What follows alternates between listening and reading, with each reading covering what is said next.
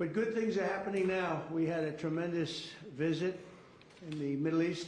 We went to Qatar. We saw the Saudi Arabia, all the top people in UAE, and we brought back about $5.1 trillion. That's not bad.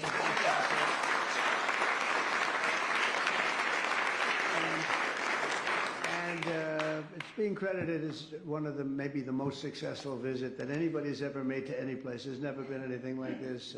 Hundreds of planes, big wide-body planes ordered.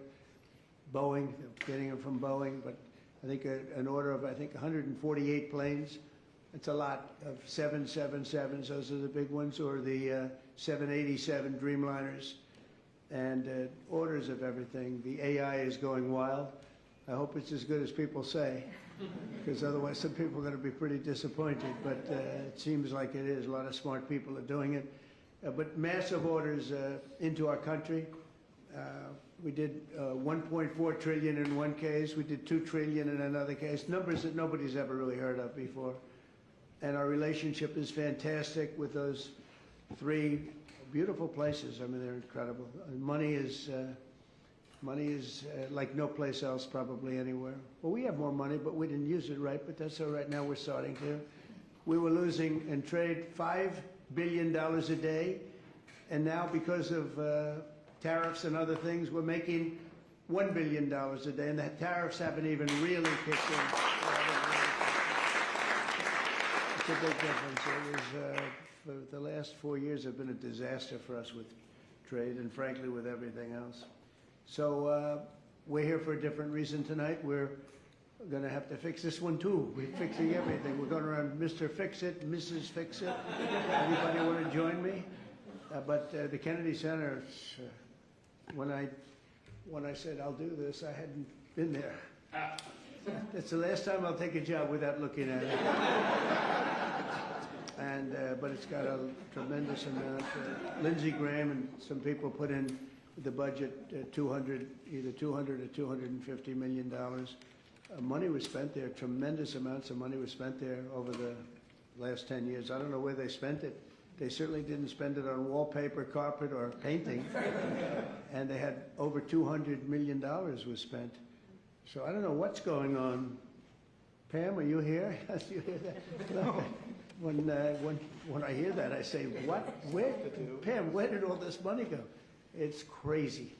It's crazy what's happened with our country in that regard. You know, it's to build things. Go back to the Woman rink. They went for years, 12 years without getting in a rink, and I got it built in 3 months for a fraction, like a tiny fraction. They had spent over $20 million. They never got it opened. I said, I want my kids to go ice skating before they're too old. They don't want to go ice skating. And I used to watch it from my window. I used to watch people, nobody working, and spending money like crazy. And as you know, I got it built very quickly. This is well, maybe a more difficult. That was pretty easy, actually. We had cement mixers from the rink all the way back into Harlem. We poured one contiguous pour over a period of a day and a half. They would pour a little section, then another little section. And when they put water, it all leaked, surprisingly. So it was fun, but I love construction. That's, I guess, why I like this a little, because we're going to have to redo it. So I'm honored to welcome exceptionally talented and committed group of patriots. You're amazing people. This is an amazing board, I'll tell you. And I get so many calls from people, could I get on the board? You have a lot of people that are not so much in love with me right now because I couldn't get them on the board. But because the board is taken. But we're going to turn it around, and the Kennedy Center Board of Trustees, you're here, and in many cases you have your spouses. And I want to thank Rick Grinnell. Where's Rick? Where's Rick? Hello, Rick. He did a great job. He used to walk into the Justice Department with stuff on there showing all the horrible things that are going on in our country. He had a lot of courage. And he's going to be with me for a long time, different things. He seems to be a troubleshooter. I say, how about Kennedy Center? Let's fix that one up. And tremendous strides have been made. You'll be hearing about that in a second. But I want to thank the entire board for the incredible work and all the fundraising efforts. We're going to raise some funds, but we're getting a lot of funds also from Congress because they want to see this thing good. You know, we have the 250th year anniversary coming up, and this this building is going to be a primary focus in D.C. And it's got the potential for greatness. If it didn't, I wouldn't have done it. But it has a great plan. It's got great sound. It's got a lot of things that, you know, if you don't have good sound, you can forget it. You're never going to. They've been trying to do things over at the at Lincoln Center. All my life I've been watching. They rip it down, build it up, rip it down. You know, some of the greatest sound of buildings built in the 1850s out of pure marble. And you get up and you can just talk lightly and they hear you back 100 rows. But and if you don't have sound, I think there's a certain amount of luck. You hire sound engineers, they get a lot of money, and then you open the building and you can't hear anything. So we're going to do some good things, but the basics are there. The location is phenomenal. The importance of the building is phenomenal. And we'll have some very interesting plans. I always thought they should have built a beautiful performing center, open air, facing out over the Potomac. They didn't do that. They built these crazy rooms underneath. They built 3 tiny little stages, very expensive. Someday maybe somebody will occupy one. They're underground. In fact, when I look from a distance, you know, you see these like hubs, concrete hubs, and I thought it was modern art. You know, well, here we go with the modern art blocking everybody's view. And when I actually went over there, I said, no, it wasn't modern art. It was meant for a door to be in, so you go down to these rooms. So I don't know what the hell they were doing, but they spent a lot of money. And it's just not possible that they could have spent it so poorly. But we're going to turn it around. That's what I love doing. I love turning things around. Turnaround artist. I'm doing that with the country. Believe me, we're doing a job. We are hot. We are hot.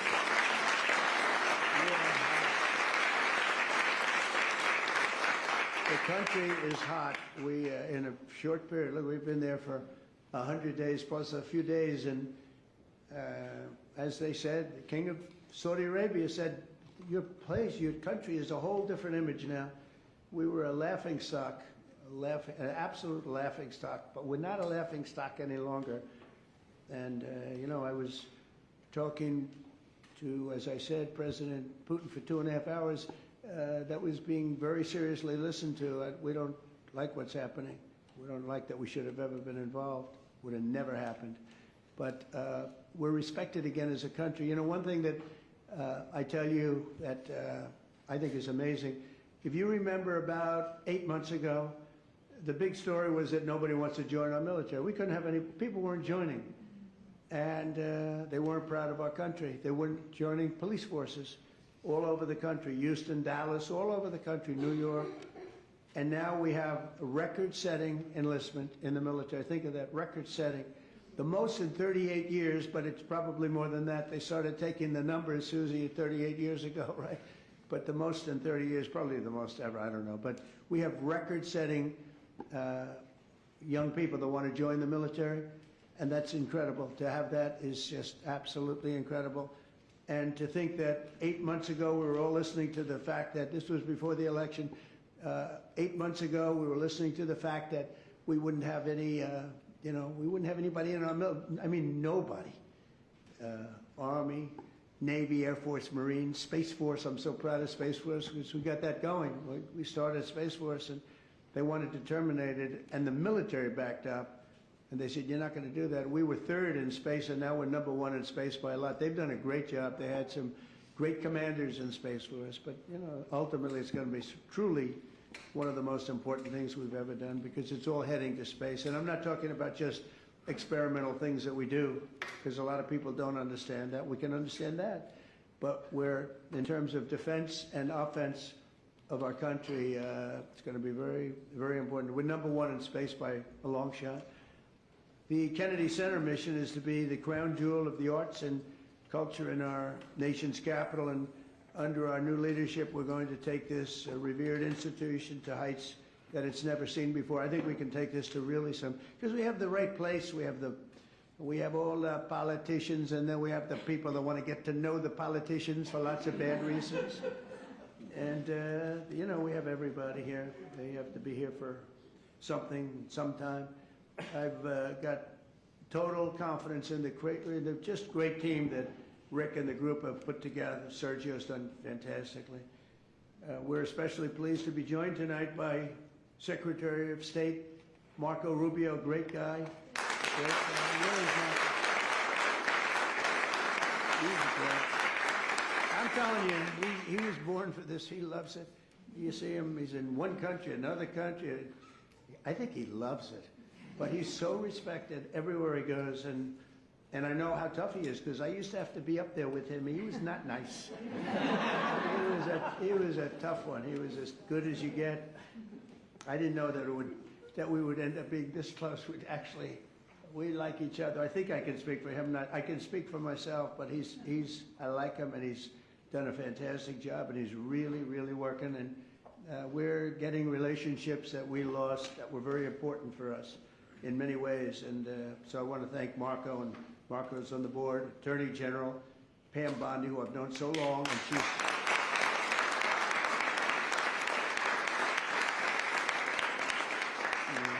she's married to the best-looking guy in the room, I must say. But she is the man. She has been amazing. She's so respected, and she's really delving into some tough territory. She sees what's happened and what's going to happen, and she knows before anybody else. She's just a fantastic person. She's got a great staff that's surrounding her, and I think she's just a star. But I've known that for a long time. I'm not surprised at all. So thank you very much, Pam, for the job you do. And by the way, she was the Attorney General of Florida, so she had plenty for a long time and never had a problem. I can't remember a problem. And she kept everybody safe, and they felt very secure. Now she's doing it on an even bigger. Who would have thought it would have been a much bigger level, right? But she gets it. Secretary Howard Lutnick is here with his wife Allison, and he's. He went with us to that incredible 4-day little journey that we had, and we saw some things that were incredible. But everybody respects him. Did a great job in business. He built a firm twice. His firm was at the top of the World Trade Center when the planes hit, and he was amazing story. He was always Allison. Good job. You got him to take your boy, right? Years ago on that horrible date, when you think of it. So Howard would always be. He was built Cantor Fitzgerald. And he built it in a very top firm. They had the top 3 floors of the World Trade Center, the building, the first building that was hit. And he was always there at 6 in the morning, 5:30 in the morning. A lot of the stock guys, they have to do that. Someday you'll explain to me why. Probably insider trading, Pam. I don't know. That's probably. But whatever the hell reason, he was there always at 5:30 or 6 o'clock. And first time ever, like almost ever, his wife was after him for years to take their son to school. He was a young boy, very young, like early grades, and he would say, no, I can't. This was years after like 2 or 3 years of being harassed by Allison. It was very tough. Great wife, beautiful wife, but she's very, very tough. And finally, he did it. He took his boy, and it was on that day, and he dropped the boy off at 8:30 and started driving down the West Side Highway, and he would have been in that building, and every single person died in your firm. He had lost everybody. And with the exception of a few people in Europe and maybe a couple of other places, small, because they were all very New York-centric. And every single one of them died, including your brother.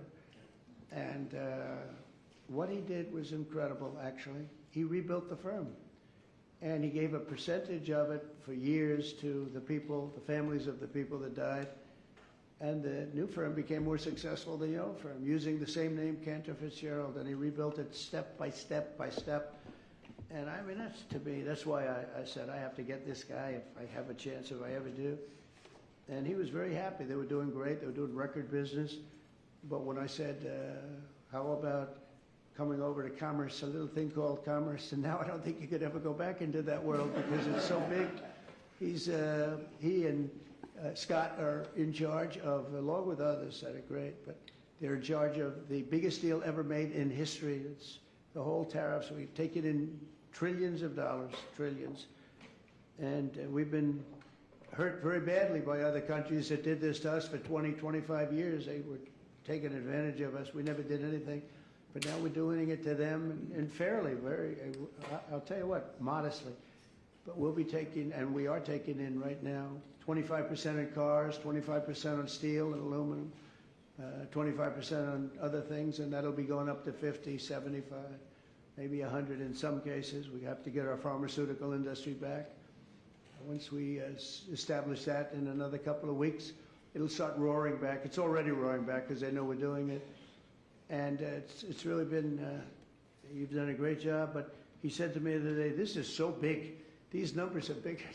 Cantor Fitzgerald doesn't look so big anymore. We see numbers, we talk in the trillions now. Think of it, $5.1 trillion. Nobody talks, but we're talking big numbers, and he's doing a great job. He did a great job before. Chief of Staff, Susie Wells, she's considered the most powerful woman anywhere in the world.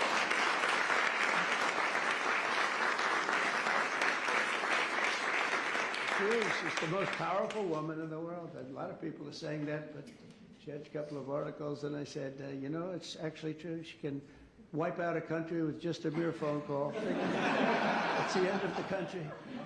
But she's great. She's been, I mean, I knew because we won Florida 3 times and won it. You know, Florida didn't used to be a red state. It was a blue state. When I first ran, that was a blue state. And now it's a seriously red state. And it got more and more. And we're going to keep it that way. But Susie ran it. And we won by a landslide. And the Republican hadn't won. You know, you had a Democrat senator. You had 2 Democrat senators. But you had a Democrat governor. You had a lot of Democrats. And so we won in a landslide. I said, good. Then the next time I won again in a much bigger landslide. And anybody I endorsed also won. And I said, that's good. And then when it came time to do this, after the election was rigged, the second one was rigged, whether you like it or not, it was rigged like nobody's ever seen. And now people are seeing it. Now people don't even fight me. You know, they used to say, sure, it's not really that nice. I'm honest, it was rigged, and unfortunately that's what happened. You look at some of the things that happened, all of these things would have never happened. But when it came time to thinking about doing it again, I didn't think I'd have to do that. I said, you know, I think I can take that woman, my friend now, but at the time I didn't know. Her father was Pat Summerall, who was a great football player, was probably a greater announcer for 28 years for the NFL. But that tells me, you know, because I'm a big believer in the genes, person's genes. And Susie was, I said, you know, let's use Susie. She did a great job in Florida for me twice. We beat every Democrat by numbers that they never saw before. I said, let's use, and she took over and she did great. Chris was fantastic, but she had a group of people that she brought with her. And there was no looking back. We started off leading by a lot, and it only got bigger and bigger and bigger. We had a couple of challenges that didn't work out too well.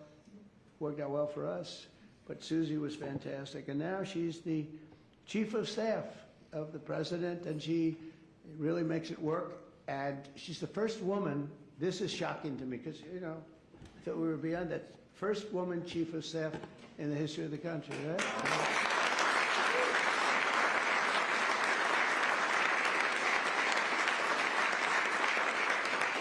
And she's doing a great job, and you know, those men are scared. She sits in the back of the room, she watches them like this. She doesn't want publicity, she doesn't want to be on camera, she doesn't want stories, but they're up there yapping, yapping, yapping, and if they start yapping the wrong way, it's not pleasant for them. She's great. And we have a friend of mine, a man that I endorsed, and he proudly went through the roof, Jeff Landry, governor of Louisiana.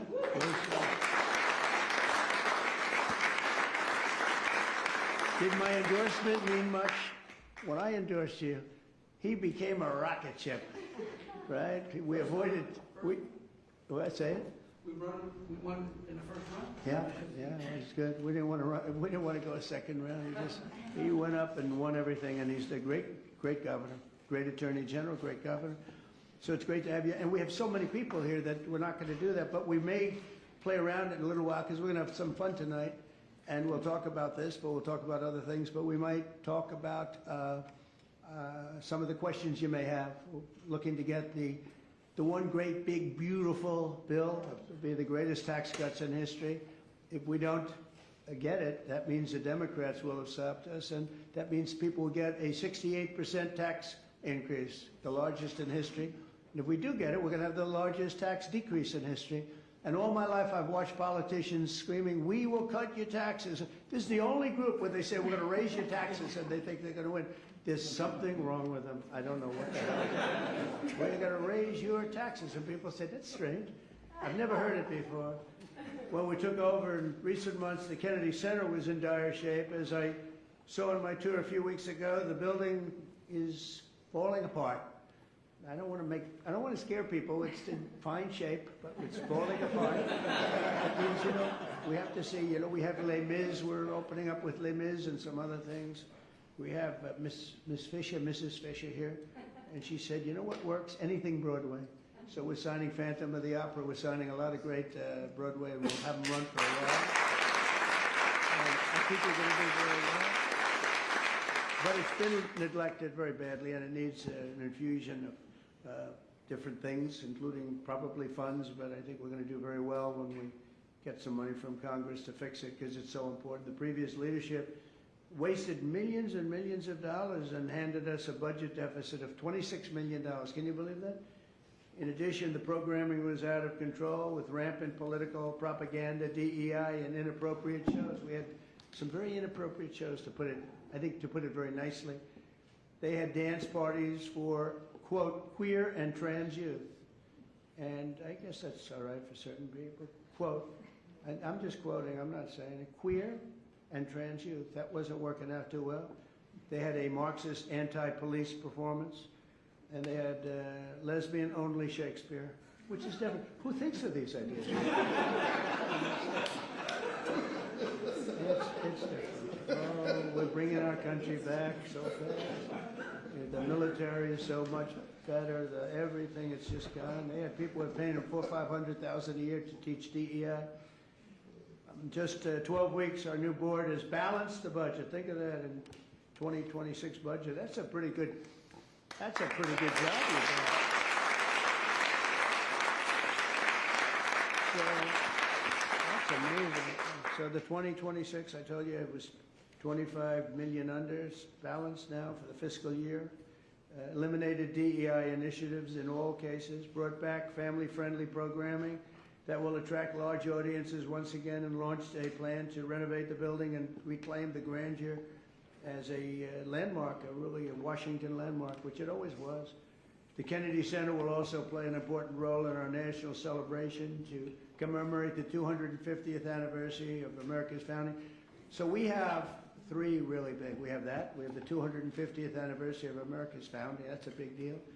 And we have the Olympics, and we have the World Cup.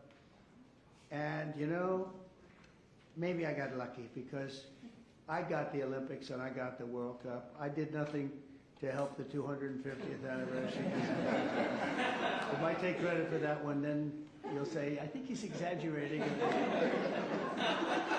But two of the three, I got the Olympics, I got the World Cup. And I said to myself when I got them, it was my first term I got them, President Obama would not take the calls from the Olympic Committee, refused to take the calls. I think because he traveled to Oslo or wherever he went, and very far away, in order to get the Olympics, the previous Olympics. And I said, well, that's great. That means we got it, because what president would travel to come in fourth place, which is what we came in, fourth place. And so he was so angry he wouldn't take the call. So I got a call from, at the time, the mayor of Los Angeles. Los Angeles is not looking too good with the water. We just sent so much water down their way, they didn't want to take it because it was bad for the environment. I said, no, water's good for the environment. They would have had it, when I told them to get it, they wouldn't have had the fires, or it would have been very small. But we took so much, and we were looking at the Olympics, we were looking at other things, and Obama went there, and all that travel, all that everything. And think, who would go there unless you know the answer? You have to know the answer. You can't be embarrassed as president. No president's ever done that. And I give him credit, he went, but he should have known the answer. Let's go deal making. And he didn't, and they put him at fourth, and he was so angry that it hurt his whole thing. He didn't want to talk to anybody, so I got a call from the mayor, and he said, "Sir, you're the president-elect." I was president-elect at the time. "The president will not speak to the Olympic Committee," and I understand that, but a little bit his fault, I guess. He was very embarrassed by that, and I said, "I'll speak to him." And I spoke to this gentleman who was obviously Scandinavian, seriously Scandinavian, and very nice. I couldn't get him off the phone because he was so starved for love. He just kept, I must have had him for 2 hours, I couldn't. I said, "Sir, I have to call the president-elect." Yes, all I said to him, yes, yes, yes, we will take good care. They wanted to know that if they choose us for the Olympics, will we treat them nicely? And I said, "We're going to treat you like so well, like you've never been treated." And then he wanted to talk about anything because nobody would talk to him. Now he talks to him. And we got the Olympics, and then we got through Johnny, who's the boss. He's a friend of mine, and we got the World Cup. I got them both, and I said, "Man, I won't be president. I won't be. I got the Olympics and the World Cup, and I won't be president. And they're going to forget that I got them. Nobody's going to mention it because, you know, a little bit that's the way life is." And then they rigged the election. And then I said, "You know what I'll do? I'll run again, and I'll shove it up their ass."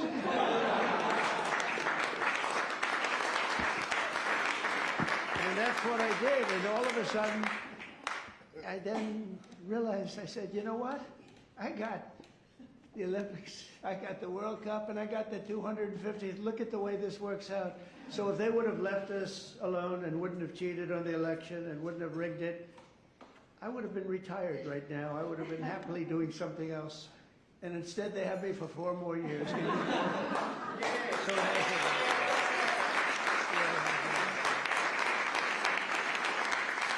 So instead of putting forward programming that tears our country down and tears our country apart, the Kennedy Center should be the nation's premier venue for lifting up the best of our country and lifting up the American arts, theater, music, and culture. And together, it's really an honor to be with. I mean, I have so many friends on the board. It's a hot board, just like we have a hot country. You know, we have a hot country.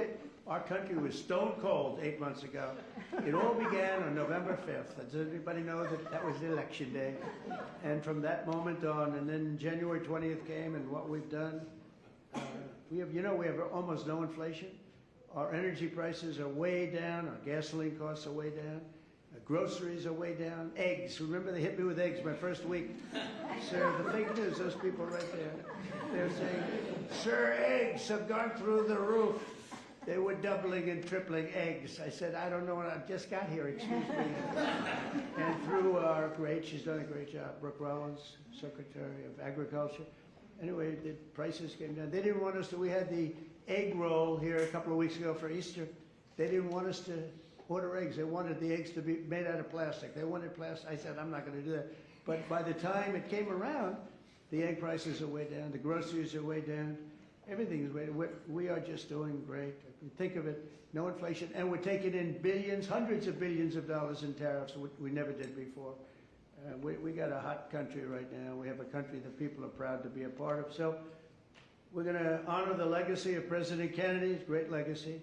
And we'll create the best and most beautiful home for the performing arts anywhere in the country and many other things also. I want to thank you again. We're going to have some fun working together. It's going to make this a fun project. That's what I thought until I walked into the building. I said, "This won't be the fun I thought," but it is fun. I like to create. You like to create. Most of the people in the room like to create, just like Bob Kraft created the New England Patriots. He happens to be here. And he tells me he's a great new quarterback, so we're going to see. You know, a lot of people make that statement. We're going to find out, but I have a feeling you're going to be right. You've been right about a lot of things, but he was right about Tom Brady, right? He got him almost the last draft choice in the last round, 6th round, whatever it was. How did he work out, Tom Brady? Okay? Not bad? Good, right? But Bob's here, and his wife, as you know, Dana, she's on the board. And she's much younger than him, so he wanted to come tonight with her. Isn't it nice when you have a husband who will travel with you to the board, and he's a big shot, too. And he's a great guy. He's been my friend for a long time. So I'd like to ask, if I might, Secretary Rubio, and followed by, we're going to ask Sergio to say a couple of words, and then Rick Rinnell, and we'll have a little fun tonight. And you know what they can do? If they can, relatively quietly, they can start serving the meal. So by the time we're all finished, we get the hell out of here, we go home, and we have our board, all four, and we can start doing that quietly. And so Marco, please come up and say a few words. Thank you, everybody.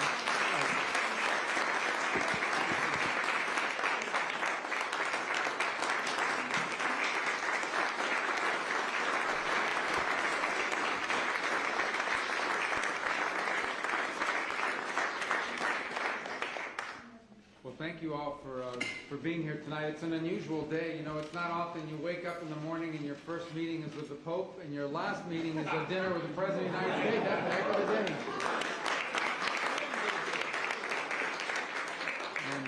But it actually is an honor to be a part of this administration, Mr. President. It's actually a very unique situation. I don't know how many of you got to see the President's speech in Saudi Arabia. I think it will go down as one of the most profound foreign policy speeches in American history.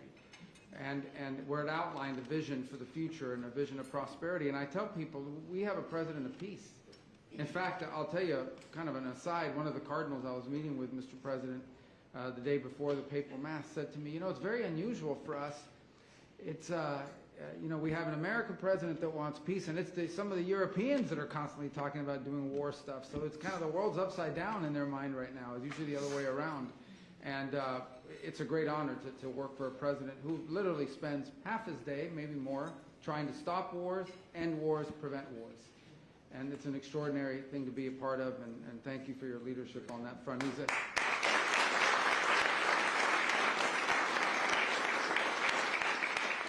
a key part of the speech he gave, and I just summarized it this way. Our president is a builder, not a bomber. He wants to make things. He wants to build things. He wants people to have prosperity and to be happy. And frankly, he knows we have to have national defense because, of course, that's the world we live in. But I think one of the things that troubles him deeply is how much money has to be spent on some of this military and war because it's just the way the nature of the world is. He'd much rather be spending growing the economy and doing the deals that we've seen. And he's trying to convince other countries of that as well. It's an honor to be a part of this tonight for a few moments because you have an opportunity here. You know, the Kennedy Center is a showcase of American excellence in arts and culture, and that's what it needs to be again.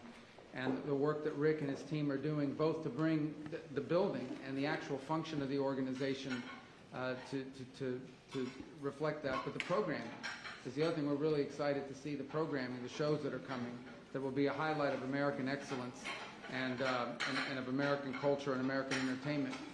And just so you know the influence that American culture has around the world in a positive way, a few months ago, the President hosted the Prime Minister of Italy down in Florida, and her English is excellent, very good English. And I asked her, why is your English so good? How it was really good. You know what she said? You know where she learned English? Michael Jackson. Not from him, not like personally, he wasn't doing the lessons, from his music. But what it tells you is the impact that American culture has on the world in such a positive way, and it can have such an influence. And the Kennedy Center is a showcase for it. So we're excited to see what you're leading here, and all of you contributing towards that. And we're excited to see also the restoration of that building. That really should be a showcase and something that we're proud of. That when people come to Washington, when people come to America, they want to see the shows that reflect the greatness of our culture and society, and in a building run by an organization that is reflective of excellence as well. So it's an honor to be here tonight. I want to thank all of you for contributing to this because it's important that this board and everyone that's involved in it, and Rick and his team, are doing a great job of making sure that your dollars and everything you've made possible will be well spent, so we'll have a treasure in our hands for future generations. I think, Sergio, you want to come up here now and tell us about Sergio Gore, personnel.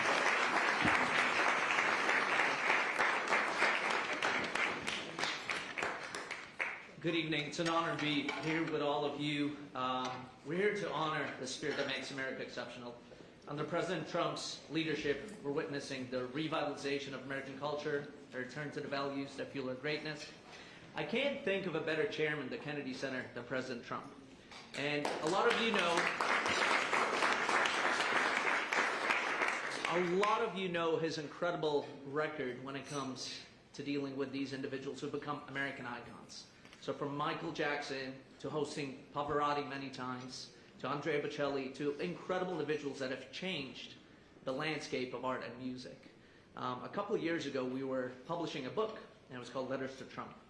And we would open a box that's been closed for decades. And the letters that would show up in these boxes were just absolutely incredible. And there was a letter from 1986, and it was written to, "Dear Donald, I have a new show opening up. And I'd love for you to attend. It's called Phantom of the Opera." Signed, Andrew Lloyd Webber. And so there's nobody more qualified to lead this institution than President Donald Trump. America's had an incredible run for the last 250 years, minus the last 4 under the previous administration.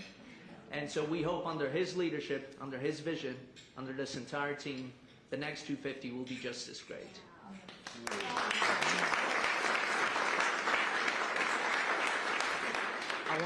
I want to thank all the individuals who have contributed to the Kennedy Center. Howard Lutnick, 7-figure donation, thank you. And we have a lot of other individuals who are looking to contribute. Anthony, you're nothing but cash, we know that. With that, I want to bring up our incredible director who's leading up the day-to-day activities of the Kennedy Center, Ambassador Rick Grinnell.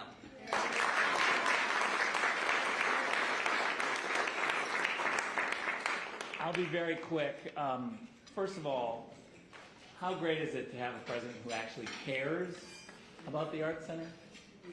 That's what I love best, is that he actually cares. He came, he saw the problem, and he immediately said, "I'm going to call Congress and we're going to try to fix it." This is traditionally a Democrat territory, except President Trump says, "I want to do this." I have to tell you, President Trump is actually saving the Kennedy Center, because there is discussion right now of whether or not to take it down. The deferred maintenance of the Kennedy Center is criminal. It has been terrible. Mr. President, we said today in our board meeting, our great new CFO went through the 24 and 25 budgets of the Kennedy Center and found $26 million in phantom revenue, fake revenue. It's criminal. We're going to refer this to the U.S. Attorney's Office here. We're lucky enough to have the Attorney General on the board of the Kennedy Center who heard all the details today.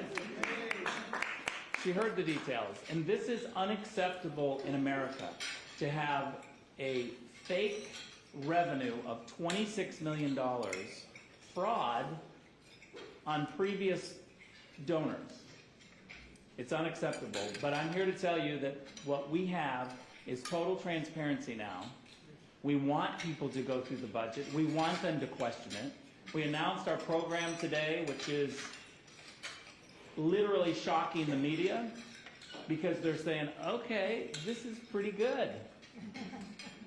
We're not getting criticized for the programming, because guess what, Mr. President? When you pick programs that are popular with the public, they respond. People buy tickets. It is popular when you do programming for the masses. As I said today, I am somebody who loves niche programming in the arts. I am somebody who embraces it. It's not for everybody, but I like to be challenged by the arts. I like it when somebody can teach me and make me a little bit uncomfortable in a show.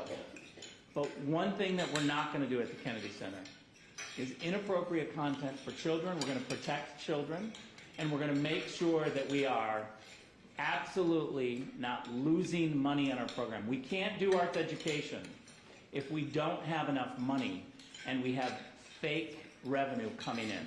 So I promise you, and this board today responded incredibly well. I can't thank you all enough. Jennifer, thank you for being the chair. Thank you for every single board member. Your commitment is amazing. And as President Trump said, we're going to do great things. Everyone needs to go out and buy tickets to Les Mis and Porgy and Bess, which are currently being right now about to launch. We're building the stages, and we're getting ready to have premier entertainment at America's premier arts institution. Thank you very much.